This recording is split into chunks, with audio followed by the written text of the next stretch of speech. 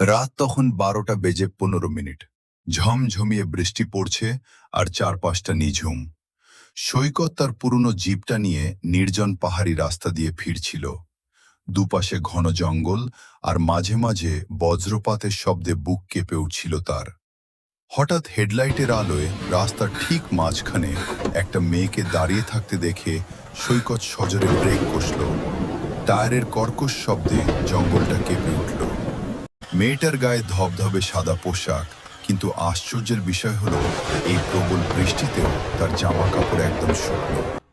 সৈকত গাড়ির কাঁচ নামিয়ে কিছুটা ইতস্তত করে জিজ্ঞেস করল, এই দুর্যোগে আপনি এখানে একা কি করছেন?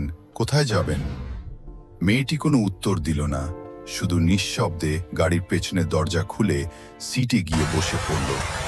তার শরীর থেকে একটা বরফ শীতল হাওয়া সৈকতের নাকে এলো, যা মুহূর্তের মধ্যে গাড়ির ভেতরটা ঠান্ডা করে দিল। সৈকত গাড়ি চালাতে শুরু করলো।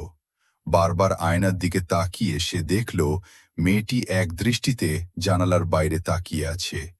তার মুখটা ঠিক বোঝা যাচ্ছে না। সৈকত পরিবেশটা স্বাভাবিক করতে আবার জিজ্ঞেস করল, আপনার বাড়ি কি আশেপাশে কোথাও? মেয়েটি এবারও কথা বলল না, শুধু ফ্যাকাশে আঙুল দিয়ে সামনের একটা পুরনো শ্মশানের দিকে ইশারা করল। হঠাৎ সৈকত খেয়াল করল গাড়ির স্পিডোমিটার 100 কিলোমিটার পার হয়ে গেছে, অথচ জিপটা যেন এক জায়গায় স্থির হয়ে দাঁড়িয়ে আছে। সে ভয় পেয়ে ব্রেক চাপার চেষ্টা করল, কিন্তু ব্রেক একেবারে জ্যাম হয়ে গেছে। ঠিক তখনই পেছনের সিট থেকে একটা হাড়হিম করা কণ্ঠস্বর ভেসে এলো, আমাকে কি চিনতে পারছো না সৈকত? কণ্ঠস্বরটা মানুষের মতো নয়, যেন মাটির তলা থেকে আসা কোনো গভীর গর্জন। সৈকত চিৎকার করে পেছনের দিকে তাকালো, কিন্তু সেখানে কেউ নেই। সিটটা একদম খালি, শুধু সেখানে পড়ে আছে একটা পুরনো আমলের মরচে ধরা সোনার লকেট। হাত কাঁপতে কাঁপতে সৈকত লকেটটা তুলে নিয়ে খুলতেই তার রক্ত হিম হয়ে গেল। লকেটের ভেতরে থাকা ছবিটা সেই মেয়েটিরই, কিন্তু ছবির পাশে আজকের তারিখ দেওয়া আর নিচে বড় বড় অক্ষরে লেখা মৃত্যু বার্ষিকী।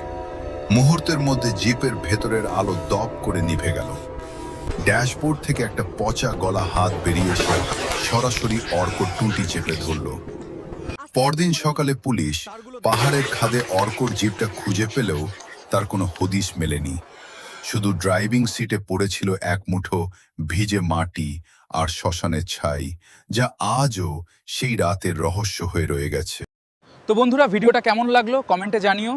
আর হ্যাঁ, দেখা হচ্ছে কিন্তু নতুন কোনো গল্প নিয়ে, নতুন কোনো রহস্যময় এপিসোড নিয়ে।